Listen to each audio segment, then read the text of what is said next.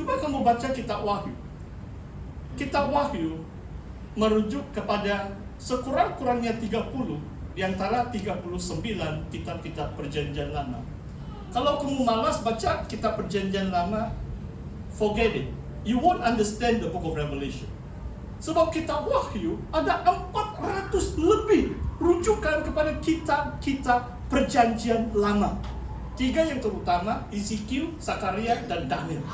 Kalau saudara tidak menguasai Zakaria, Daniel, dan Ezekiel, tidak mungkin saudara akan mengerti. Dan kitab Wahyu itu paling penting kan, itu persiapan kita menyongsong Tuhan.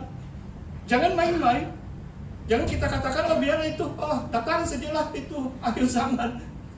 Tuhan memberi kita kitab Wahyu supaya kita baca, supaya kita mengerti, lalu kita bersedia mengharungi segala cabaran, penganiayaan yang bakal datang ke dalam dunia ini, sehingga kita menyambut dan menyongsong kedatangan Tuhan.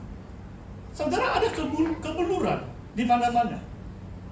Dan saya lihat, dan saya pastor bukan tahu segala sesuatu kan, saya cuma manusia seperti saudara. Tapi anggaran saya mungkin 2/3. Jadi saya bicara kepada saudara yang 2/3 ini, yang jarang sekali membuka kitab. Paling-paling sekali seminggu. Coba kamu pikirkan saudara, jujur dengan diri sendiri. Kalau makan 1 kali nasi dalam 1 minggu, wah, saudara mungkin tengkorak masuk sini. Tapi ramai orang kadang-kadang sekali seminggu pun tidak baca kitab. Kurus saudara, tengkorak secara rohani. Saudara, dalam Yeremia, ini Nabi Yeremia mengatakan seperti ini. Sebenarnya ada 3 perkara tentang firman Tuhan yang saya mau uraikan dengan kita. Tapi ini yang last sebelumnya perkara pertama. Yeremia 15 ayat 16. Ini Nabi.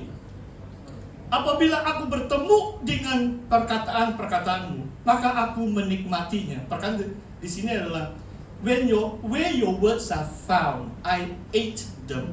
Aku makan itu perkataan-perkataan Tuhan. Firman Tuhan menjadi kegirangan bagiku, menjadi kesukaan hatiku. Oh saudara, bagi saya kadang-kadang hati kita belum transform. We will find time to do things that we like. Saya mau ulangi, saya akan terjemah, jangan susah kalau tidak mengerti bahasa Inggris. You will find time to do the things that you like.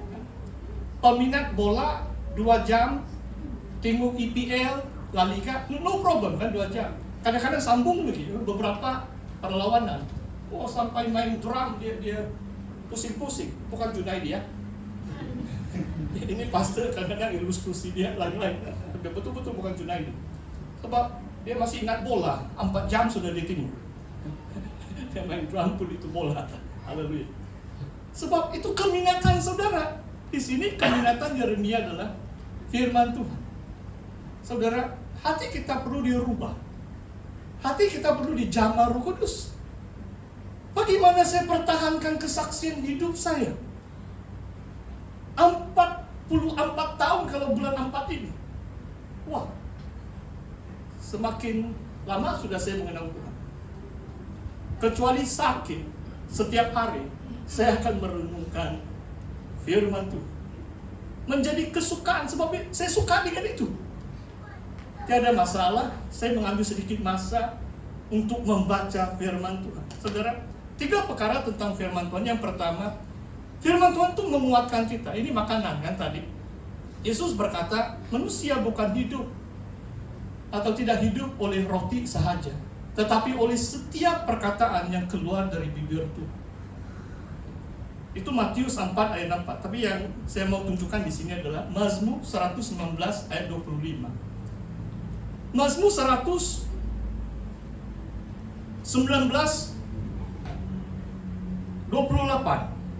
Jiwaku menangis karena duka hati.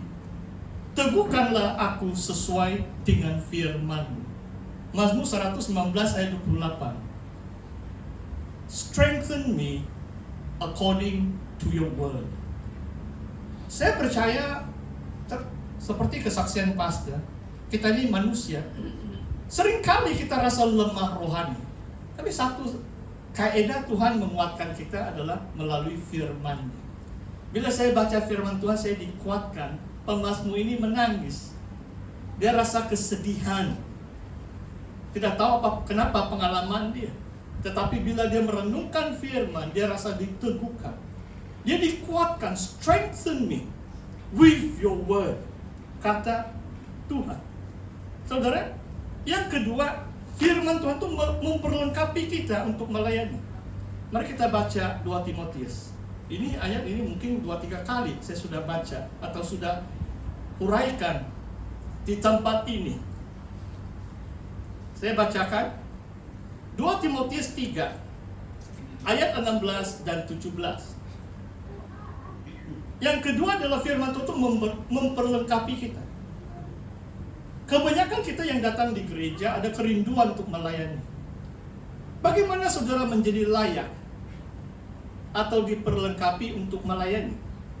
Saya bacakan 2 ayat ini. Segala tulisan yang diilhamkan Allah memang bermanfaat untuk mengajar, untuk menyatakan kesalahan, untuk memperbaiki kelakuan, dan untuk mendidik orang dalam kebenaran. Ayat 17 perhatikan. Dengan demikian, maksudnya dengan setiap tulisan yang diilhamkan Tuhan. Kalau dalam bahasa Yunani itu adalah, it says God breathed. Firman Tuhan itu dihembusi oleh Tuhan. Kenapa saya percaya betul firman Tuhan? Kamu boleh bagi saya buku cerita paling hebat lah, bestseller, 10 juta naskah dijual seluruh dunia. Paling saya baca 2 kali, saya bosan sudah. Boleh jadi itu firewood sudah, boleh kena bakar sudah, kan? Tapi firman Tuhan kenapa tidak membosankan? Kenapa Alkitab itu tidak membosankan bagi orang yang percaya Tuhan? Sebab dihembusi oleh nafasnya Tuhan. He is a living God. God is spirit. Maksudnya dia menghembusi setiap perkataan yang diucapkan oleh Tuhan, yang tertulis atau termaktub dalam Alkitab ini. Kalau kita datang kepada firman Tuhan dengan hati yang ikhlas, wah, luar biasa. Firman Tuhan tidak pernah bosan atau membosankan. Dengan demikian tiap-tiap manusia kepunyaan Tuhan diperlengkapi untuk setiap perbuatan baik.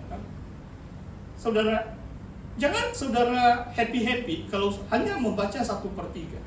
Di sini mengatakan segala tulisan. There is no excuse. Tidak ada pilihan. Bagus juga kalau Yesus katakan, kitab Mazmur saja tulisanku, senanglah, satu saja kitab. Dari dulu, abad pertama pun, mereka sudah ada kitab-kitab perjanjian lama yang dianggap kitab suci. Protestan 39 buah kitab. Orang Yahudi ada yang bilang 22, 24 sebab Samuel raja-raja ada dikumpulkan menjadi satu buku. Dan kitab perjanjian baru dari abad ketiga ke 4 Masehi. Seluruh gereja sudah mengakui bahwa dari Injil Matius sampai Wahyu 27 kitab-kitab itu merupakan firman Tuhan. Dan saya sudah 44 tahun membaca Alkitab. Dan saya bersaksi bagi kemuliaan Tuhan.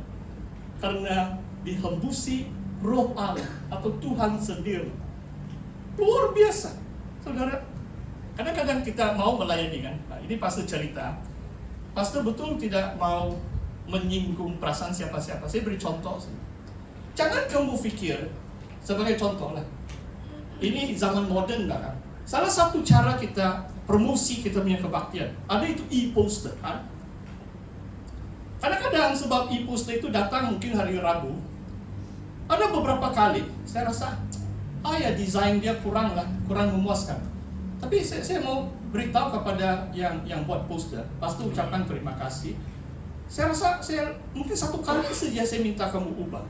Itu tentang to Christmas, kasih itu batu-batu sedikit tuh rumah Tuhan begitu.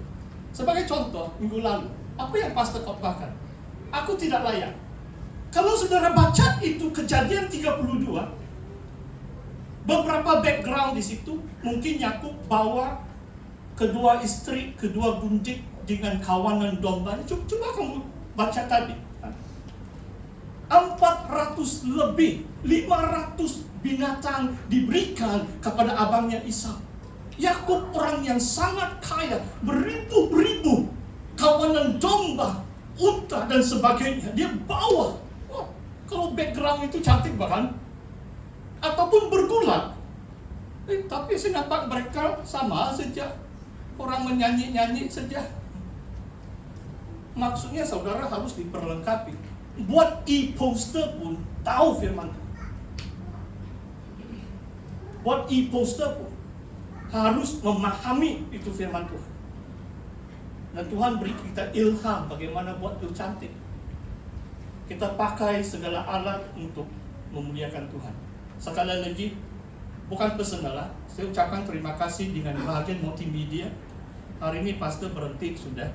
Jangan kamu pikir yang lain-lain, okay? Ini nasihat yang saya pikir baik untuk kita semua. Saudara, seterusnya. Yang ketiga, firman Tuhan itu mematangkan kita. Sebab ini message yang terakhir. Saya rasa perlu saya katakan, mungkin ada yang saya pernah khotbahkan. Pertama, menguatkan kita. Kedua, memperlengkapi kita. Tapi kita perlu berusaha untuk menguasai segala tulisan itu. Jangan katakan, ya ini susah, I skip. Kalau penetua yang diberi mandat berkhotbah, balik-balik itu saja. Macam dia tidak pernah baca Injil yang lain. Dia khotbah Injil Yohanes saja. Heran juga, ada 4 Injil baik itu. 10 tahun dia khotbah dari itu. Ini pasti ilustrasi. Saya tidak ada orang pun dalam pikiran saya. Jangan kamu pikir apa-apa yang negatif. Ini sebagai contoh. Firman Tuhan itu menyeluruh, total. Bukan hanya satu di antara 4 Injil. Ada 66 buah kitab dalam Alkitab kita. Yang ketiga, mematangkan kita. Satu gambaran yang sangat penting, ya, ini eskatologi, maksudnya Tuhan semakin dekat mau datang. Jadi saya baca dalam Markus 4. Saya khotbahkan ini mungkin waktu perayaan Kamatan atau kebaktian Kamatan, ujung bulan 5. Markus 4 ayat 28. Bumi telah sendirinya mengeluarkan buah. Markus 4 ayat 28. Mula-mula tangkainya, yaitu bulirnya, kemudian butir-butir yang penuh isinya dalam bulir itu. Apabila buah itu sudah cukup masak, orang itu segera menyabit sebab musim menuai sudah tiba. Ini gambarannya adalah pertumbuhan iman kita. Bila kita baru bertobat, macam itu hanya benih saja. Kemudian kita bertumbuh, ada tangkai sudah. Kemudian ada bulir, maksudnya itu buah. Buah itu semakin matang.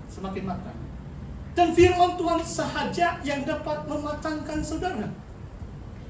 Ada orang 30 tahun percaya Yesus hanya minum susu. Paulus menegur jemaat Korintus, kamu masih minum susu. Kamu masih manusia daging, sarkikos. Kamu masih hanya beremosi, manusia sukikos.